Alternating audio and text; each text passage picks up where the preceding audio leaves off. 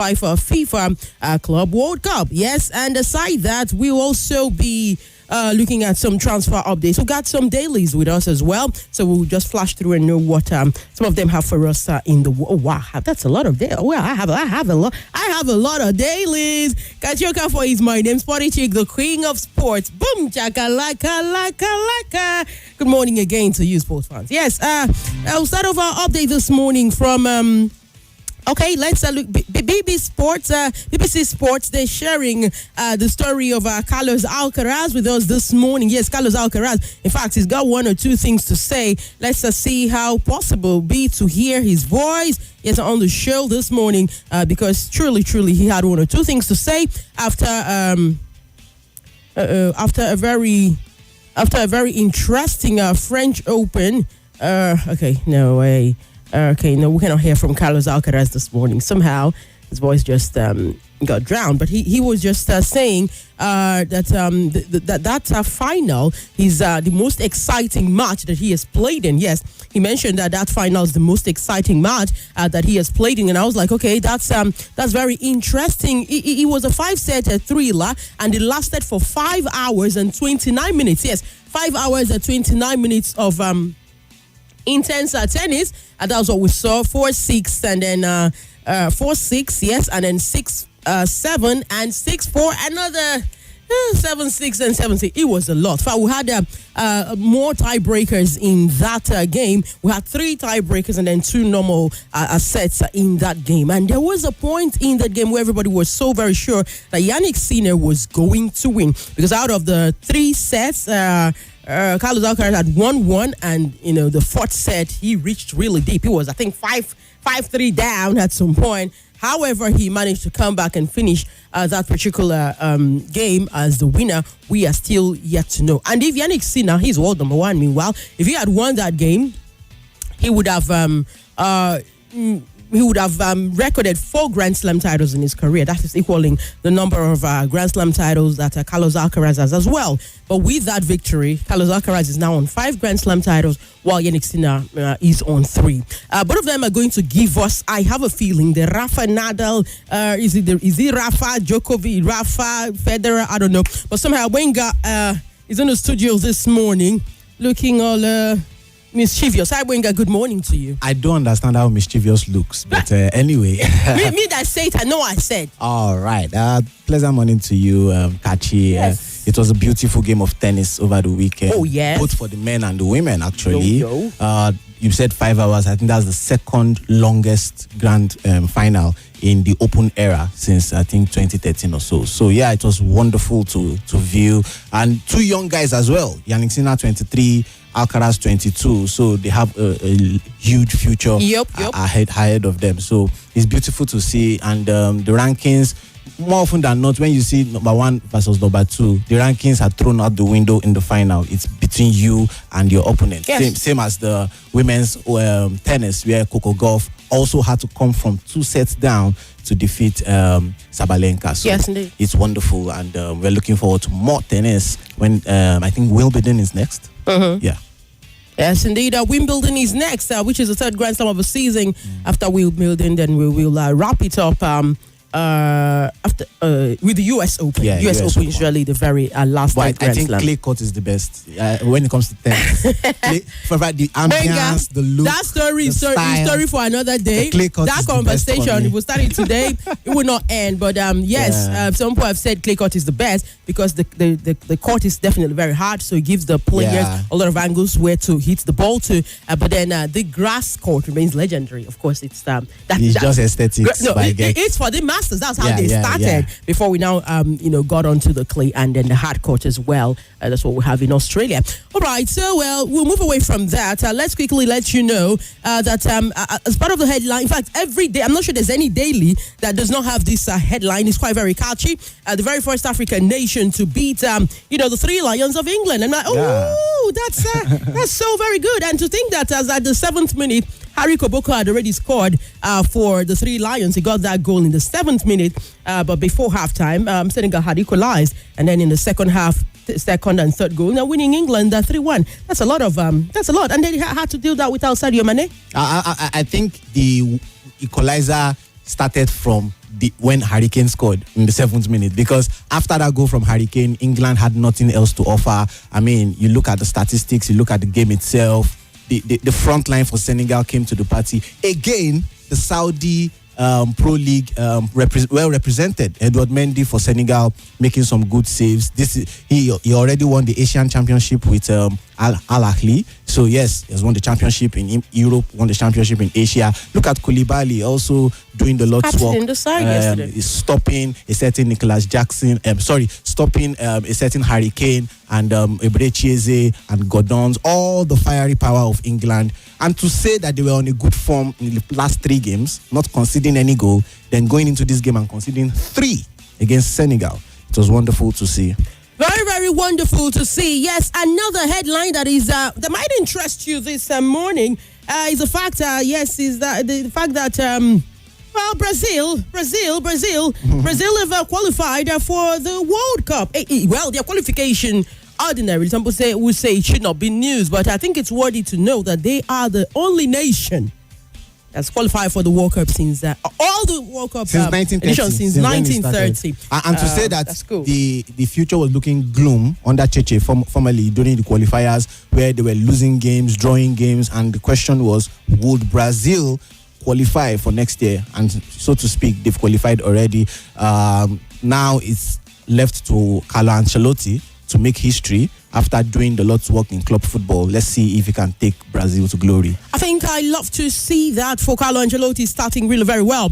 Vanguard Sports this morning on the Vanguard newspaper, they are telling Manchester United, offer first team star in a deal to sign Osimhen. I'm hearing they want to offer Zexi plus cash to Napoli. And then get Victor Osimhen, Manchester United. A little bit of that conversation started off last night during Football Frenzy, and some fans have said, Champions League football, how does that get the apple? Well, apart from Champions League football, he would be the first Nigerian to go into the starting lineup, because I remember a certain Odion Igalo who wasn't necessarily a starter, always coming from the bench, but had a good showing in terms of output. But Victor Osimhen is going in as a superstar, is going in as a sure starter. And if that deal falls through, I don't think playing in the championship is the important thing here. It's getting a striker that is important for Man U. All right, yes, indeed. The phone lines are open and beeping this morning. Let's get it. Meanwhile, some people have taken swipe at the Super Eagles and say, see your mate, see Senegal, see Senegal. Russia was 1-1. Senegal is beating England 3-1. Yes, hello here. Welcome to the Frenzy. Good morning. Good morning to you. Kachi and Babaji. Welcome. This is Adeomi Daniel calling. I think I would like to advise Osimhen to think twice before he make a move. Man U is not a place that he need to go. They are so risky. Why don't they say they will give them Fernandez? Why is he 6 What is it up to Osimhen? They said player. That's why we said player plus cash. Now they will add Zexi and add money. I understand. They should have leave their own man like Bruno Fernandes. They should see Zexi. Okay. I know it's just a dreamer. Manchester United cannot get Osimhen. If Chelsea cannot get it, Chelsea that is going to now I understand. Now understand? Yeah. All right, thank you. Now I understand the tears. Right, okay, all right, thank you very much. Let's get to hear from you. If you want to talk about tennis, if you want to talk Victor Osimhen, maybe the possible move to Manchester United in that swap plus cash deal. And of course, let's hear you. Senegal winning England 3-1, and we also had to talk about Brazil being the only nation to have qualified for all the editions of the FIFA World Cup. Meanwhile, world's most valuable player, this on Vanguard Sports, world most valuable players, they have a list, from top to bottom, with Lamine Yamal leading the chart, and there's Jude Bellingham in second, there's Erling Haaland in third. Jude Bellingham, Lamine Yamal valued at 169 million pounds. Jude Bellingham in second. In fact, second is Jude Bellingham, third Haaland, fourth Kylian Mbappe. All three of them are valued same, 152 million pounds. And in fifth position, we have the Brazilian Vini Jr. on 143 million pounds. Because of lack of time, we might not look down all the way. But Lamine Yamal, of course, he's a young, so he has to count for something. Yeah, aside from being young, he has performed. He has come to the party. A lot of people would always want to point out his number of goals, his output, or his results.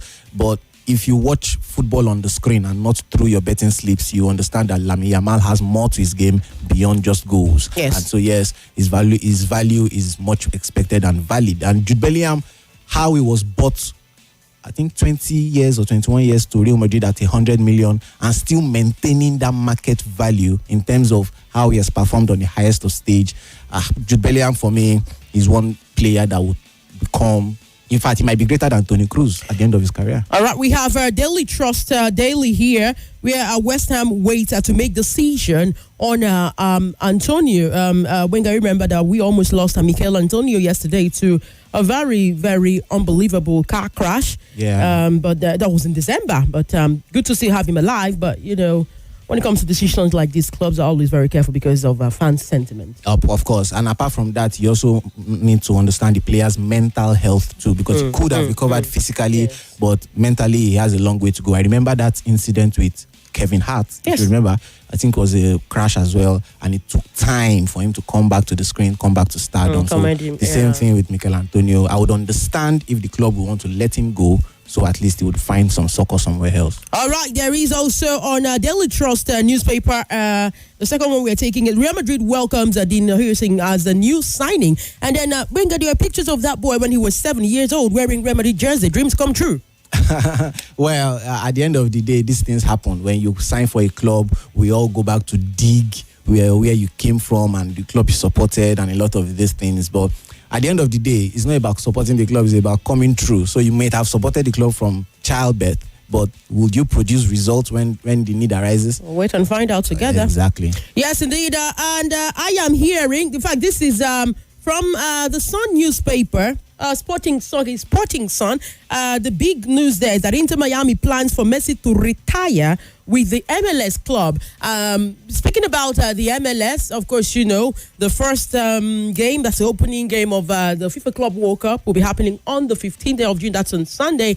And that game is between Al Ahly of Egypt and, of course, the team called Inter Miami. When FIFA have come out to cry publicly, not hiding, that the opening game is not tickets are not selling. They don't know what's going on. First off, people's favorite clubs are not going to play. Second off, most of the clubs that have been featured based on merit, based on hosting rights, and not necessarily the quality they produce. Thirdly, Cristiano Ronaldo has come out to say he's not going to feature because he's still trying to sort out other things. We might not see much of Messi. So that dreamland of Ronaldo versus Messi in the FIFA Club World Cup is not going to happen. So if you gather all these things together, I think it was just 25,000 tickets they've sold so far.